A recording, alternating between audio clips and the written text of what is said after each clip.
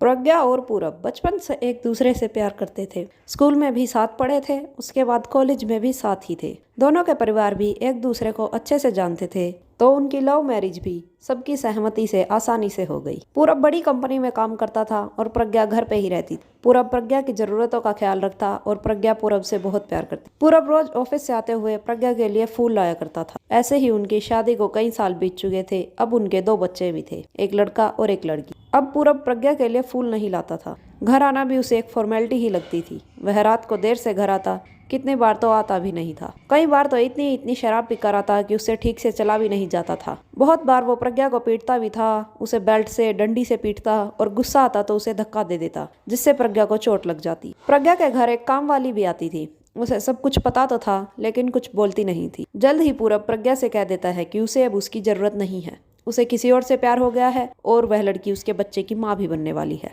यह सुनकर प्रज्ञा की तो जैसे जिंदगी रुक सी गई थी। उस रात पूरब घर नहीं आया। रात के 2 बज चुके थे, चारों तरफ अंधेरा था। प्रज्ञा अपने कमरे में बैठी थी और रोए जा रही थी। उसे लग रहा था अब उसके जीने का कोई फायदा नहीं है, उसे मर जाना चाहिए। उसके सर पे ये ख्याल इस कदर सवार हो गया कि उसने पंखे से रस्सी बांधी और स्टूल पर चढ़कर खुद को फांसी लगाने लगी। तभी उसे किसी के गिरने की आवाज आई। उसकी बेटी जोर से चिल्लाई, माँ माँ, मुन्ना बेड से गिर गया है, जल्दी आओ माँ। ये सुनकर वह फौरन दौड़ी और अपने बच्चे को उठाया।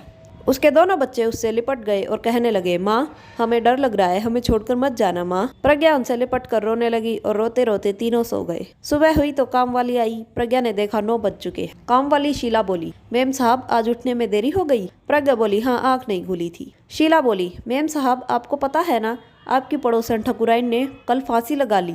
उसका पति घर नहीं आया था ना कल, इसलिए मैंने सुना है ठाकुर साहब का बाहर चक्कर चल रहा था। प्रज्ञा चुपचाप शीला की बात सुन रही थी। शीला अपना काम करने लगी। जाते हुए वो बोली, मैम साहब आप पूरा दिन घर पर रहती हो, मैं एक स्कूल में झाड़ू लगाती हूँ, वहाँ के प्रिंसिपल बहुत अच्छी है, कहे तो आपकी बात करूँ, आप तो पढ़ी लिखी है। प्रज्ञा कुछ नहीं बोली। शीला पास आकर बोली, मैम साहब आप मुझसे ज्यादा पढ़ी लिखी है, पर उम्र मैंने कहीं ज्यादा गुजारी है। मुझे पता है आपके और साहब के बीच भी कुछ भी ठीक नहीं है। मैंने अंदर रस्सी भी देखी। खाली दिमाग शैतान का घर होता है। आप स्कूल जाएंगी तो आपका समय भी कट जाएगा और ऐसे ख्याल भी नहीं आएंगे। और ऐसे आदमी के लिए क्या अपनी जान देनी जिसको आपकी थोड़ी भी फिक्र न हो। और किसी फिल्म में हीरो ने कहा था, लड़ाई जिंदा रहकर लड़ी जाती है, मरकर नहीं। प्रज्ञा अब भी चुप थी तो शीला जाने लगी। प्रज्ञा ने आवाज देकर कहा, सुनो दीदी, आप मेरे लिए नौकरी की बात कर लेना। शीला मुस्कुराई और चली गई। प्रज्ञा ने अब खुद को संभाला और एक बार फिर उठकर अपना जीवन जीने का फैसला किया और अलमारी से अपने सर्टिफिकेट निकालने लगी।